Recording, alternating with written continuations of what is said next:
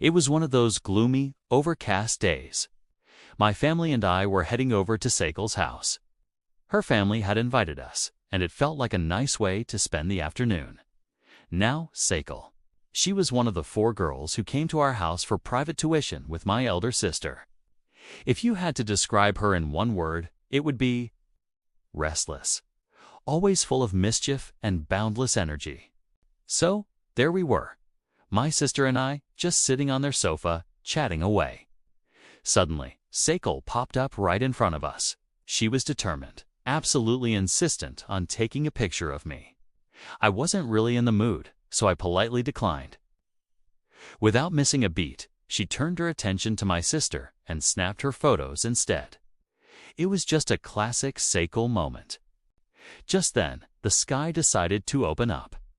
The light drizzle turned into a proper downpour. Sakal turned to me, her usual mischievous glint replaced by a soft, genuine concern. She asked if she could put my shoes away so they wouldn't get soaked by the rain splashing onto the porch. It was such a small, simple gesture, but it caught me off guard. I just quietly nodded, and she carefully moved them to a dry spot. We eventually had our meal, said our goodbyes, and headed home. But as soon as I walked through my front door, I knew something had changed. I felt this strange, lingering restlessness that I just couldn't shake. It was a feeling I couldn't put my finger on, a hum of energy buzzing just beneath the surface. My thoughts kept drifting back, replaying the day, and specifically, replaying moments with Sakal. For the very first time, a strange idea took root in my mind. It felt as though she was someone meant to be in my destiny. I'd met and spoken to plenty of girls before, but I had never, ever experienced a feeling quite like this.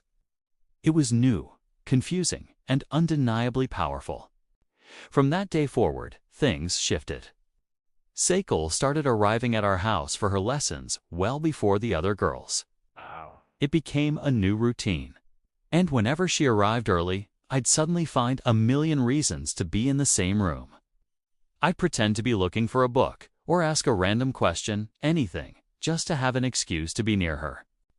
I'd try to strike up a conversation, all while I found myself gazing at her with this fixed, unwavering look. I couldn't help it. It was like my eyes were drawn to her. Then one day, it happened. As I was watching her, lost in my own world, I felt it. That distinct sensation of being watched. I slowly lifted my head, and my eyes met hers. Sakal was staring right back at me. And then, she gave me this soft, subtle smile. It wasn't a big, flashy grin.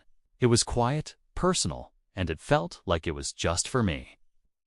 In that single, fleeting moment, a wave of certainty washed over me. She liked me too. I was sure of it. A deep, mysterious affection for her began to bloom inside my chest. We started talking more after that, finding any small excuse to interact, often just exchanging little things. But it was our way of building a silent connection. But like so many beautiful, fragile things in life, this special bond, this Maya, as I came to call it, eventually came to an end. It just faded. It makes me think that maybe it is true what they say. Not every relationship is meant to have a definition or a name.